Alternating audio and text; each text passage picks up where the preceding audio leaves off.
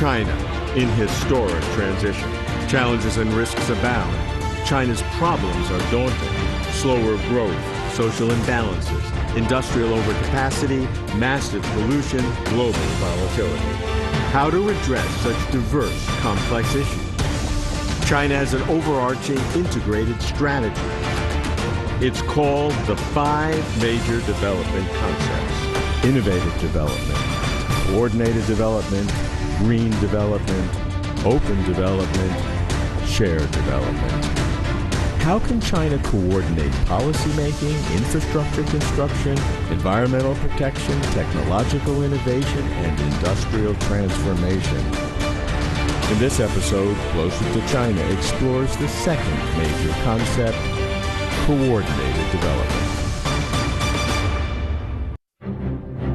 China's single-minded focus on economic growth, necessary at the time, generated inevitable problems, especially imbalances across geography, sectors, and classes, such as between urban and rural, eastern and western. Moreover, economic competition among provinces and cities encouraged inefficient allocation of resources and exacerbated industrial overcapacity. That's why the Chinese government has designated coordinated development as a prime policy to optimize economic transformation. Regarding coordination, perhaps the largest exemplification of this is Beijing, Tianjin, Hebei provinces working together. This is an area that you've worked in. What is the basic theory behind it, and how is it being implemented? The development of urban agglomeration is about how a series of cities can achieve synergic growth. According to theory, at the beginning of a region's urbanization, large cities would benefit most. They attract quality resources and factors of production from neighboring areas, which will serve as drivers for growth. This means that in that phase, the development of large cities is at the cost of neighboring areas. The latter lose their growth capacity and lag further behind. These are some of the most poverty-stricken areas in China, and the harsh natural conditions make the ecology fragile. To eliminate poverty in these regions has become a prime, though daunting, task for China's central government. And coordinated development plans, such as the Belt and Road Initiative, Jingjinji Regional Integration, and the Yangtze River Economic Belt, become essential for China's future. Coordinated development means addressing and reducing diverse kinds of imbalances and disparities. It means integrating the developmental planning of richer and poorer areas, such as rural regions of poverty on the outskirts of major cities. And it means less developed provinces such as Gansu and Guangxi partnering with more developed provinces such as Zhejiang and Guangdong. Nationally, coordinated development means comprehensive regional initiatives, integrating multiple cities and provinces, such as the Yangtze River Economic Belt and the Beijing-Tianjin-Hebei province urbanized region. I've heard about coordinated development in China for more than 15 years. It's a good basic principle, but why is it today even more important than it has been in the past? When we first brought up the concept of coordinated development, it was targeted at the problems of a regional economy.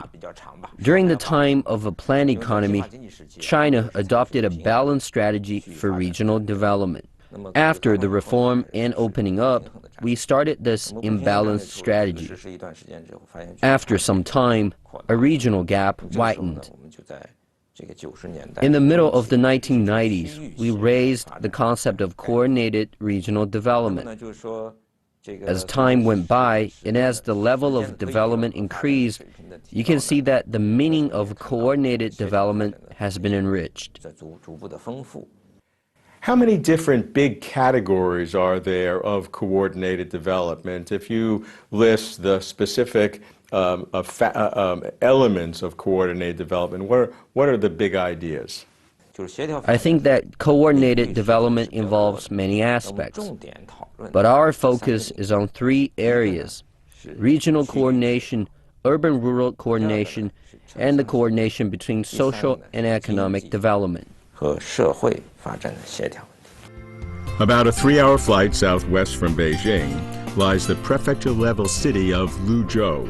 Lu stands for ports along the river, and Zhou is an ancient administrative division.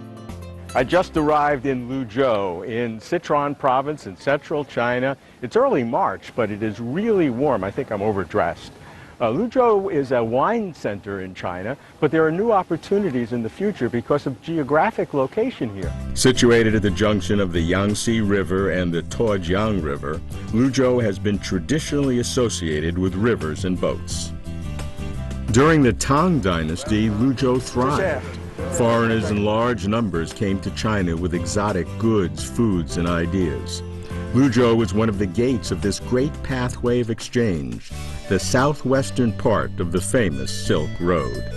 Merchants from abroad would carry their goods overland to the Luzhou port and then ship them down the river to save time and expense. Luzhou is located at the intersection between Guizhou, Yunnan, and Sichuan provinces on the Yangtze River and only 2 hours from the great metropolis of Chongqing. This enables Luzhou to emerge as a center for regional coordination. Luzhou is known for its baijiu, its liquor. I'm not much of a drinker, but it's really good. And it's here that baijiu was first produced almost 450 years ago, and it's been in continuous production here. But now, Luzhou must expand. Despite its baijiu business, Luzhou remains a third-tier city.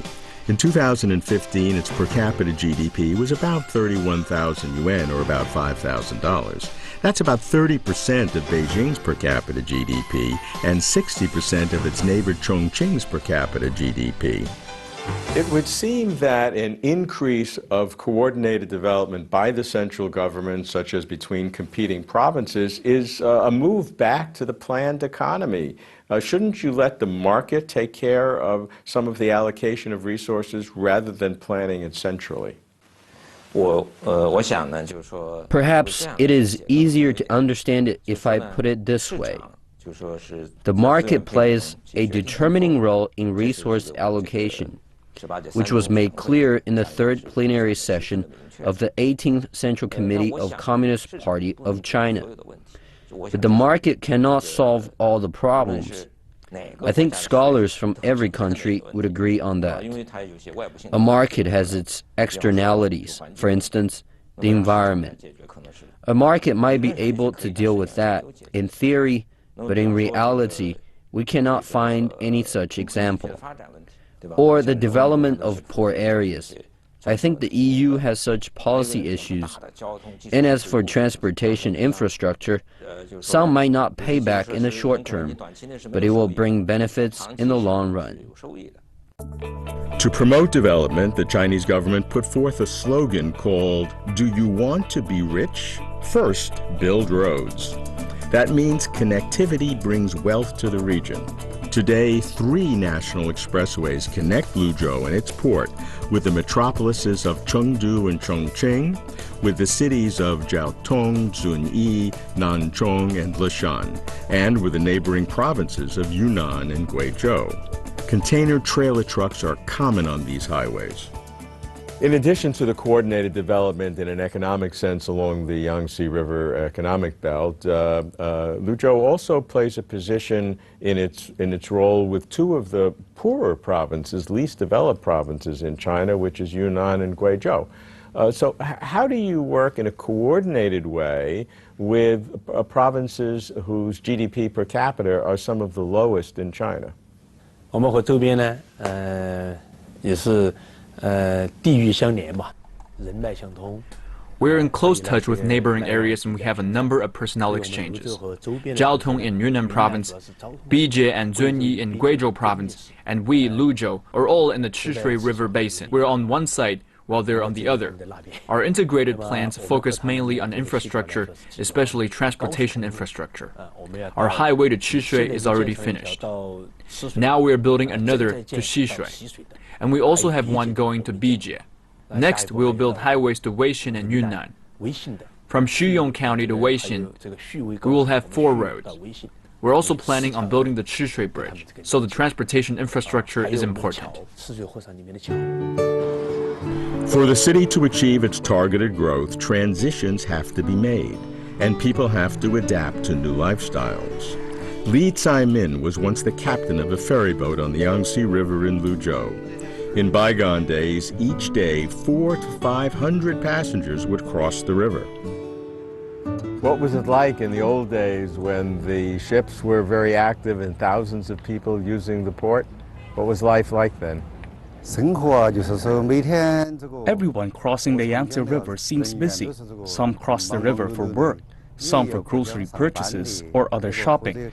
Whatever their purpose is, these ferry takers make this place a bustling market. But with the construction of a bridge, there's no need for ferries, and Li's life has changed. Do you miss the old days? Of course, back then, everything was completely different. With the completion of the Yangtze River Bridge, there are no ferry boats anymore. Cars and buses can take passengers directly across the river. As passengers fell in number, the ferry boat business was forced to close.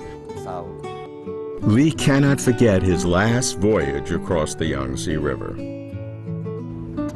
Do you remember the last time the boat sailed? Do you remember that moment when you knew that was the last time? How did you feel? I was on the last voyage, from beginning to end. The last voyage that evening, the last before the business was shut down. I was on the boat all the time. Suddenly, there was no boat for me. It had been decades long. I felt empty, more or less, and had some disappointments. I had been doing that from before the liberation to the 21st century, and the business was shut down. I felt lost. The boat is docked, as if waiting for its next voyage, which never comes. From its decorations, one can still see its past glory. And every morning, Li still goes to the boat to take care of it. So that's very different than the way it used to be when you had dozens of people when the ships were active transporting people. So do you get lonely, or is it a different experience? It has been more than 2 years, almost 3 years, since it was shut down. Now I have gradually accepted it. When the business was first shut down, and when there were not many people around, I felt lonely. But now I have gotten used to that. Life is good. You can walk around, and the TV, the entertainment, they're good. I don't feel lonely anymore. Li Tsai-min hopes that Luzhou's coordinated development will attract more people to the city, and he can turn his passenger boat into a tourist ferry. For Li Tsai-min, life in Luzhou is intertwined with water. For Luzhou, water is essential for coordinated development. Luzhou is a major port on the Yangtze River and the largest in Sichuan province. The Yangtze links half of China, and the Yangtze River Economic Zone connects more than 10 provinces and 2 of China's major metropolises, Chongqing close by, and finally at the sea, Shanghai, China's economic engine. Due to its geographic location and situated on the Yangtze River, Luzhou is transforming itself into a water transportation hub. And at the center of the grand vision, the inland Luzhou port connects the city with the rest of the vast Yangtze River economic belt. With 6 3,000-ton berths, the Luzhou port has an annual cargo throughput capability of 1 million containers, or about 3 million tons. Making Luzhou a transportation hub as part of coordinated development is exceedingly important. What are some of the policies that you would like to have to increase Luzhou's capacity to become a transportation hub on the one hand, and on the other hand, isn't there some competition among some of the other cities on the Yangtze, for example, Chongqing? Isn't there, sure, cooperation, but isn't there also competition? In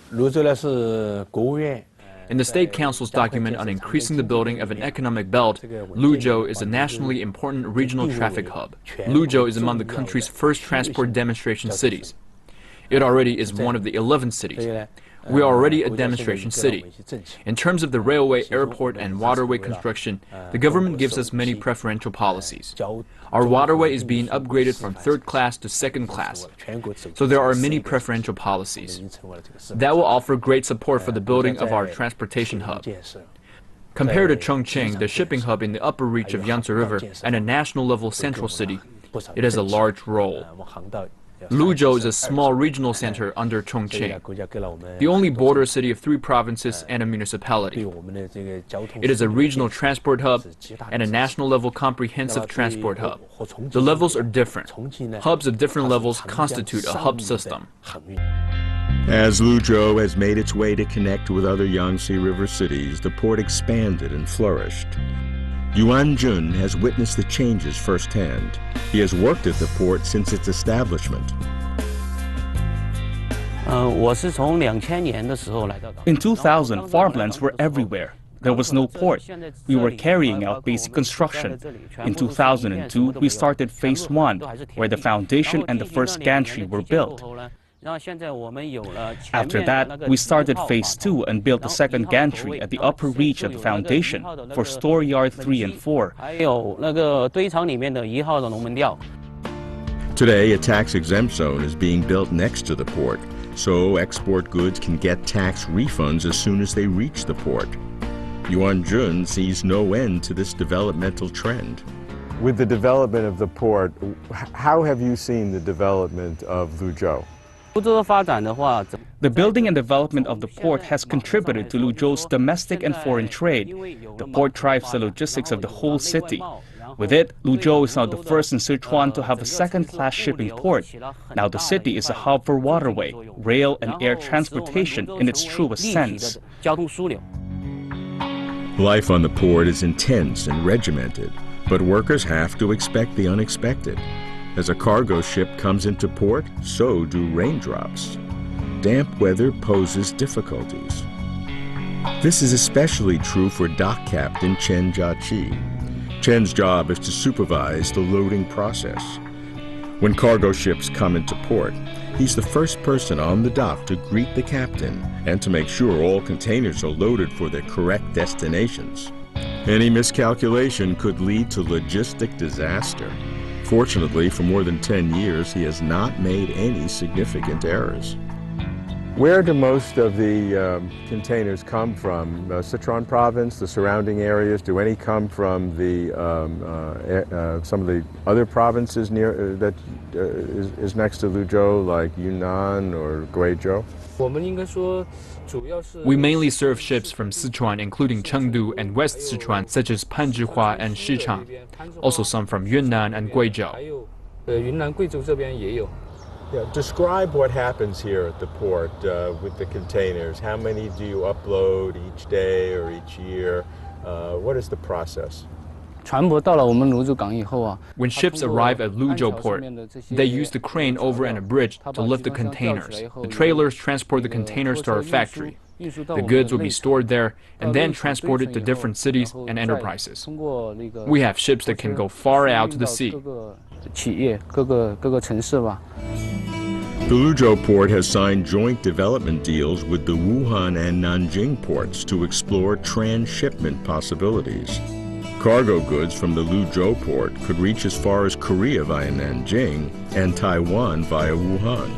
Moreover, in 2011, the government spent 500 million RMB and built the first railway river combined transportation system. Cargo that reaches Luzhou by river can now be shipped directly to Kunming, Chengdu, Leshan, Panzhihua, and Xichang via railways. By connecting itself with the Yangtze River economic belt, Luzhou has seen rapid development over the past 5 years. As the city turns into a center for coordinated development, investors see opportunities. Zhang Kan's family business started in 1992 as a roadside workshop. Now, Zhang and his family own 70 automotive dealerships focusing on Western China. His company opened the first dealership in Luzhou in 2012. 4 years later, the company has 5 dealerships in the city and is planning to open more. So what are your plans, expansion plans? You want to keep focused in Western, more underdeveloped regions because that's your expertise, that's where you're from, and that gives you a competitive advantage? We have dealerships in the coastal area, but our future, I see our future in Sichuan even more, because Guizhou is, we have dealerships in most of the cities in Guizhou, but Sichuan is, the market in Sichuan is a lot bigger, like Luzhou, Chengdu. These cities, we see a future. While Luzhou has attracted outside investors, its development is also nurturing surrounding regions, especially rural areas. About a 2-hour drive south of Luzhou is the prefectural city of Chishui in Guizhou province. The city is named after the Chishui River, which runs 500 kilometers along the border of Guizhou and Sichuan provinces. It was here that the Red Army of the Communist Party of China, during its long march in 1934 and 1935, crossed the river 4 times in order to escape the pursuit of its enemy. Wang Debin owns a food processing business in Chishui. Mushrooms produced in surrounding mountains are picked, washed, marinated, packed, and shipped. Luzhou is one of the factory's primary targets. Our enterprise is sited in Guizhou, but we have close ties with Luzhou because our goods are shipped to the rest of the country via Luzhou. I see great potential for the Luzhou market because Luzhou was our primary market when the factory kicked off, and now our sales volume in the market has tripled.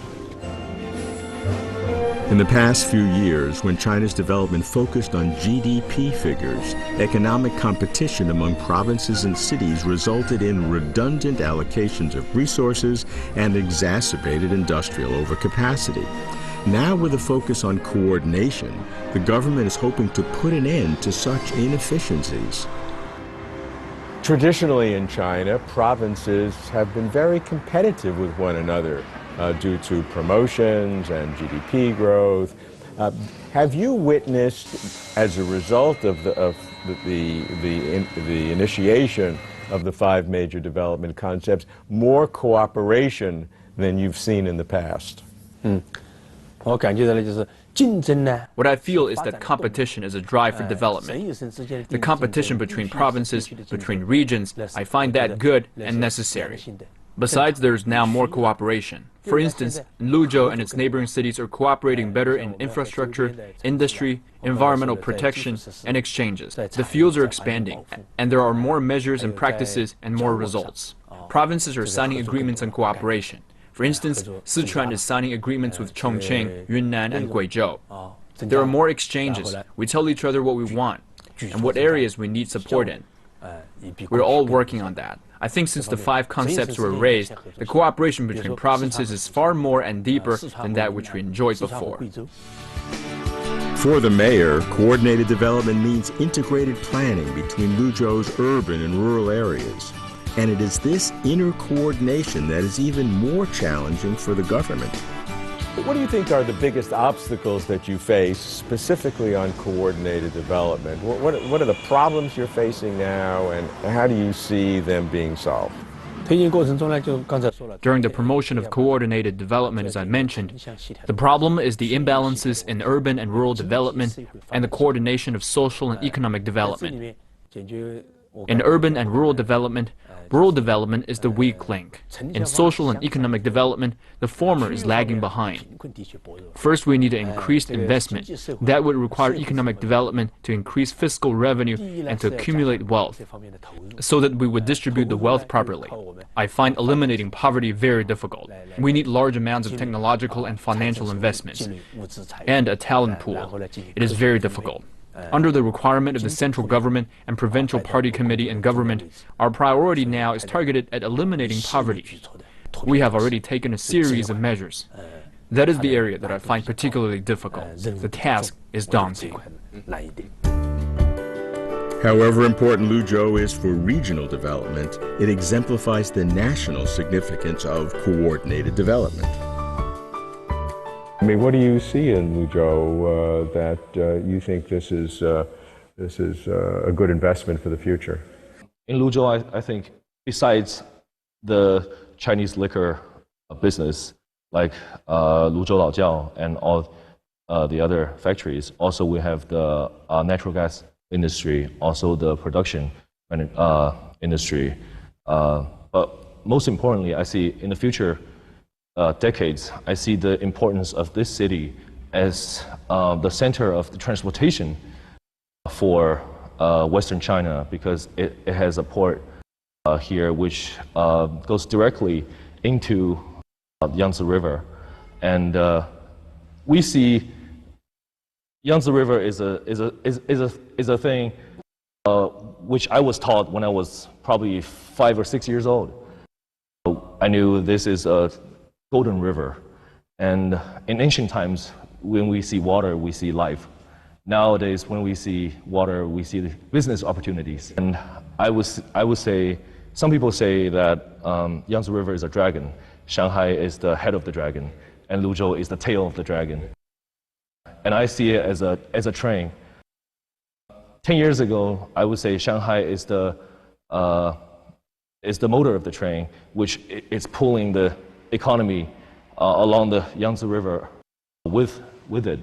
But nowadays, we're turning from a conventional train to a CRH.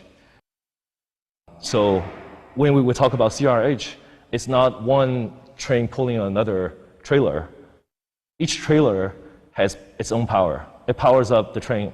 Every trailer powers up the train themselves. So I think in the future, the importance of this city and the business opportunity that it creates by connecting Yangtze River altogether from head to tail, I think is the real potential for Luzhou. What is it about the Yangtze River economic belt that lends itself so well to coordinated development? I think it is easier to understand its significance in this way. The Yangtze River economic belt covers a huge area. If I remember rightly, more than 10 provinces and municipalities. And the population makes up 40% of the country's total. So does its GDP. And this economic belt has a unique feature. It stretches from the east to the central area and then to the west. We all know that there are regional gaps in China, especially between the east, central, and west. The Yangtze River economic belt perfectly connects the three parts. And through the synergic development of the belt, the central and western areas will be able to quicken up their paces for growth. I appreciate the national theory of coordinated development, integrating planning across provinces. But to see how it works in local practice, I've come to Luzhou in southwestern China. Because what's happening here addresses China's most serious problem, economic and social imbalances. Luzhou's strategy is to become an educational and healthcare center, as well as a transportation hub, in order to stimulate growth of the Yangtze River economic belt and to improve standards of living in one of China's least developed areas. Coordinated development is especially important for China, where provincial rivalries have contributed to industrial duplications and overcapacities. Similar risks remain. The challenge is to get provinces to cooperate as well as to compete in order to optimize development in the entire region. Here's where China's coordinated development will take shape and will be tested. We follow Luzhou to keep closer to China.